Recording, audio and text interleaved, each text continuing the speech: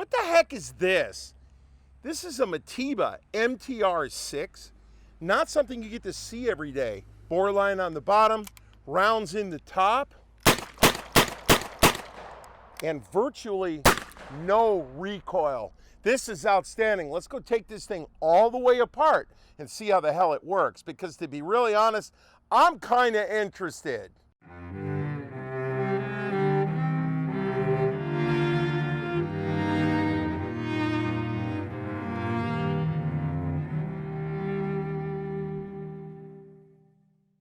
There's a couple of reasons why I need to do this particular gun. One, there is zero information about it. Two, other Matebas, and we've got another one we got to do after this, other Matebas on the internet, the information that is out there is wrong, and I'm going to prove it. There's some information that's wrong or not documented. So like when we did the Winchester Model 40, this particular gun is going to get taken all the way apart because the contents of that bag contain about, I would estimate, 70 to 85% of another one of these. So I got them all in the same bag and was able to figure out that we had enough parts to make one of them, and now I got to figure out what we got to make the other one work. This episode is not about making this work. It's about taking this gun all the way apart so that we can see how it works and inventory its internal parts, and like we did with the Sayunica, lay it all out. I've had a recent experience with the Sayunica that I'll talk to you guys about a little bit later, where I got my butt beat, and we're going to try to not have that done now. All right, very good. In the interest of full disclosure, I have had this gun apart before, and I'm going to start with the first thing that I did to it, which is the grip had been destroyed through here, and I mean bad. There's a glue joint right here, and we had to scoop this thing out and rechecker it because it had been glued together with some kind of 1970s Duco adhesive or whatever, and you can actually see up in here that there's a big crack. I got it to work. It looks good. Original wood for these things is about as rare as it comes. The only photograph I've ever seen of this gun is here. This particular picture, I found this flyer, I guess, from when they released this. They said they were going to make this gun, and that's it. And I've never seen another photograph of it anywhere. So I want to do this so that we can get it. All right, correctly fitting screwdriver tips. And we're going to run those down in here. And that blade is too wide, just ever so slightly. No, actually, it's okay. So we'll do this. What they were attempting to do with this gun, and I'll show you a little bit later, is they were attempting to move the cylinder up over your hand and get the bore axis down low. And as I showed you in the intro, this is an incredibly comfortable gun to shoot. So we'll take this side plate off here. Long screws, unobtainium, 3mm, very Italian. All right. Okay. Again, I've had this gun apart before, all the way apart once. So in the interest of full disclosure, this is not my first ride down inside this thing, but I have a tremendous amount of respect for it because there are lots of things that just fly off into the night. Here we go. Let's get up inside that slot. Why is that kicking my butt? I don't know why. Here we go. And I don't want to hit this too hard. But to take this apart, you just tap on a handle there, and as the gun disappears to the bottom, the side plate comes off without blowing everything up everywhere. All right, that is one complex little gizzy right there. There are coil springs in here. There are mousetrap springs. There are double duty springs. But at the end of the day, this thing has a beautiful action to it. So there we go. The first thing I want to point out is the hand. The bolt. The bolt on this comes down, slides off, and pops back up. And that's what a bolt has to do. The bolt has to move immediately before you put the hand out and start indexing it. So that pops up. And then when it comes back, like most Smith & Wessons will do, you see how the bolt moves to the front and snaps back around. That's one. All right. So all of the pieces to a Smith & Wesson or a Colt or any other revolver are here. They are just aligned differently. And this was definitely built, I'm going to call it the Glock of revolvers. It was definitely designed as a machine tool, and it's pretty well done. So we'll get down into this thing here. The bolt pops, and then the single acting sear right here grabs the toe. All right. So if we look here, the single acting sear right there grabs the toe and pops in. Now, if you go further, that will drop. But if you're double action, hang on a minute, let me get something that's a little more appropriate to point with. That's the double action window right there, and you'll see that that pushes that up, and right before the single acting sear hits, that goes on by right there, right? So right there, and that lets that drop. Same thing. Colts have this.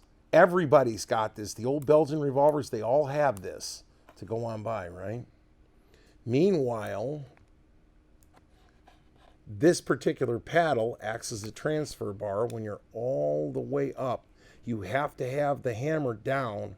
That comes in and allows the firing pin to go through. We'll examine all this here in a moment, right? And the backside of that spring pushes the hand forward out into the window. Now, here's where this thing starts getting a little weird. When you push back on the trigger, that tit sticking up pushes on this bar, whose position here is regulated by a stud that's sticking through. We'll cover it all, but you can set single action sear engagement, you can set double action sear engagement, you can set a lot of things in this revolver that you can't do in a regular revolver. Mainspring sweeps through the 90-degree angle on the way down. There's 90 degrees right there. That's the maximum thrust that spring can put on that. And it's halfway down. Bam. And I'll tell you what, this revolver is unambiguous in how it strikes the primer, and the way he has all this force laid out. The force from the trigger comes around, and unlike a Smith & Wesson, it's swinging through an arc, and we'll look at that. This particular thing is coming straight back, and this has got to be one of the smoothest revolvers I have ever fired in my life. All right, now that we've shown that, we'll get into some detailed disassembly here about how the locking system sets up.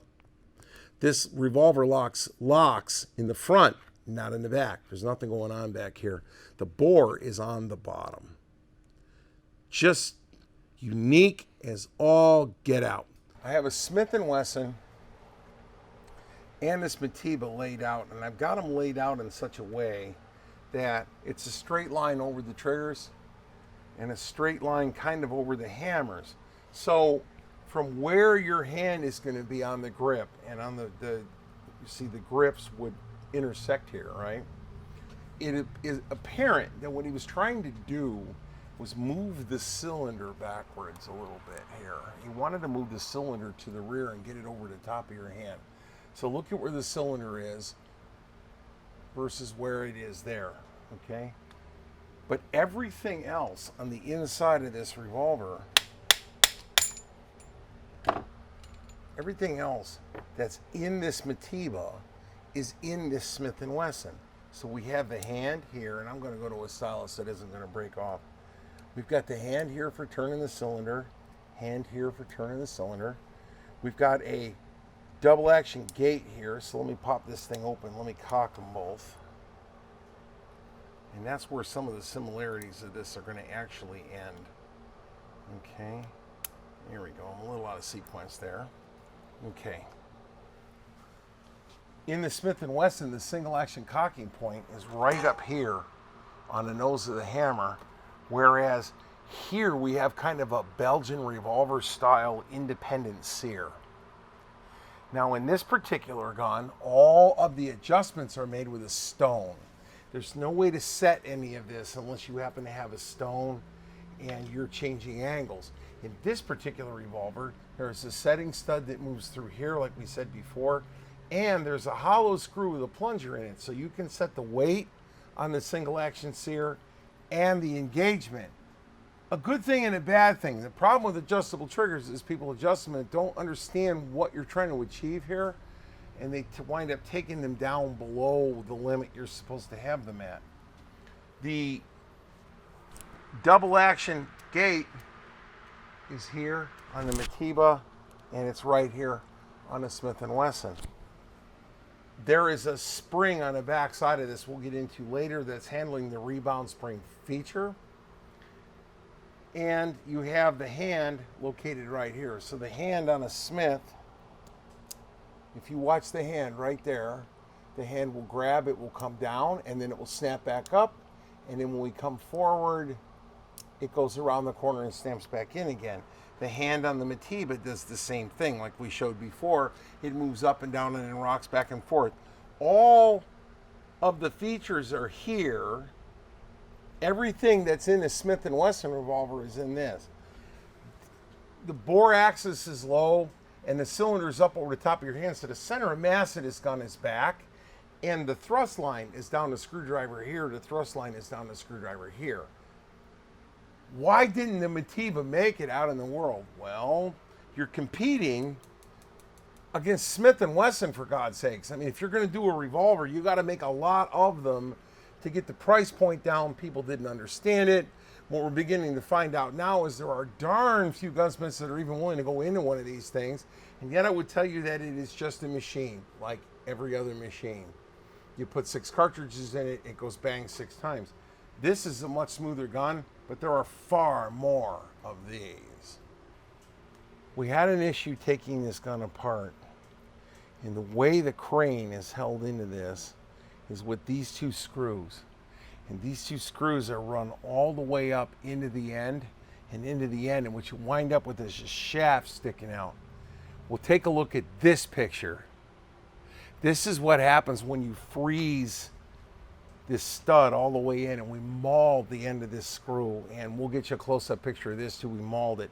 So in order to get the crane out, I actually had to bend it slightly sideways after we pulled the rear screw out and take it out. So know that, because that's a lot of thread sticking into a lot of metal right there, if you're going to take one of these MTR6s apart, realize that's after we coil the living bejeebers out of it. So I wanted to mention that, and that was an issue, and I'll get through that. These are M2 screws, and you could replace them. I'm going to be able to save what's here. But if you take a look here, you can see all the rust oozing out of the, it was bad. It was bad, and we got it apart. But in order to get this screw out, I had to actually trap the screw in a vise and use the crane to come off of it. That's how tight it was. A tweaker wasn't going to get it done. So I'm going to do this in groups. This is the trigger, obviously, which pushes backwards and rotates. I think they call this a distributor, but don't get me wrong. This is the spring that's mounted on the back side of the frame that causes this distributor to rotate in that direction. It pushes on that big stud right there. See that stud sticking out? Okay, so as we said when the gun was together, this is the edge that pulls down on the bolt. The bolt is riding on top of this stud, which is just spacing this off to one side. And then we have this mousetrap spring here that's wound around this stud that's pushed down into the frame, and this mousetrap spring pushes up on this and holds it up. This is the single action sear. You have a hollow set screw. Allen key goes in one end and it's hollow. It swallows this spring and this plunger, which pushes up on the bottom of this surface and causes this to rotate around this pin and engage the sear that way when it hammers back at full cock, okay? This pin moves in and out of a hole in the frame and engages on this wedged surface right here. Let me get this out of the way so it's a little clearer. So the further in this pin is, the further counterclockwise this part rotates. So by setting the in and out on this, you get to set sear engagement. And by setting the in and out on this stud here, you get some control over engagement tension. I don't know if that's actually intentional or that's just a way to put it together. And then when the trigger group pushes backwards on that stud right there, that will cause this to rotate. And as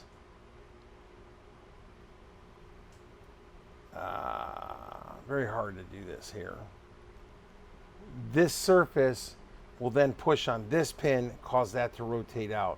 So you push backwards on the trigger, this pushes down, that rotates out, and a hammer falls. The hammer is pretty straightforward. This spring is in a tunnel up inside. This is the double action escapement, or whatever you want to call it, guys. I'm not trying to be, it's a nose. It's a hammer nose, I think, or a whatever. This is spring loaded on that pin and allows the double action surface to come back, snap through, and push on this when it goes. And in the hand is mounted on a pin in the frame. Ignore the hand. As the hammer cocks, this cocks, and in this right here is what transfers the blow to the firing pin. All right? You've got this aluminum casting that the barrel goes into, and that's your barrel nut right there. Okay, you see the screws there? Now, there's a washer that goes on this, right, there we go, right there. That washer goes over this. And what that washer is going to do, the thickness, hang on a minute, let me get all this set up here. The thickness of that washer right there sets how far out the back of the barrel protrudes, and thereby it sets your cylinder gap, right? So the thicker that washer is, the further out that'll be and the larger your gap's going to be.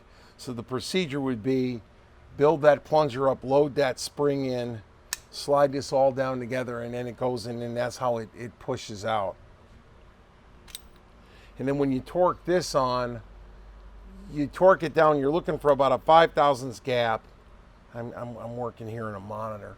You're looking for about a 5/1000 gap in between. Now, let me get up here on something blue. You want about a 5/1000 gap right there. All right, clear as mud.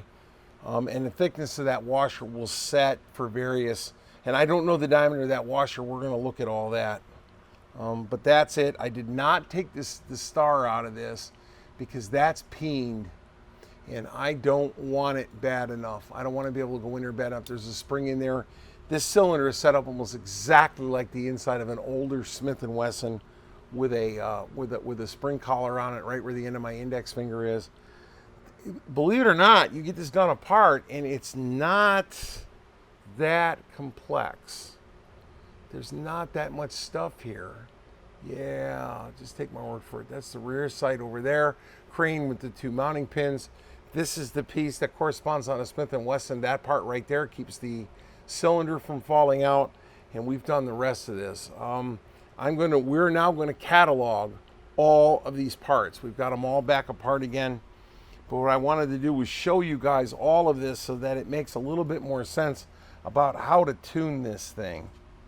The only thing I did not do, if you drive this roll pin right here, there's a stud in the center that will come out and this recoil shield will come off. And you don't need to take the recoil shield off because it's not a moving part.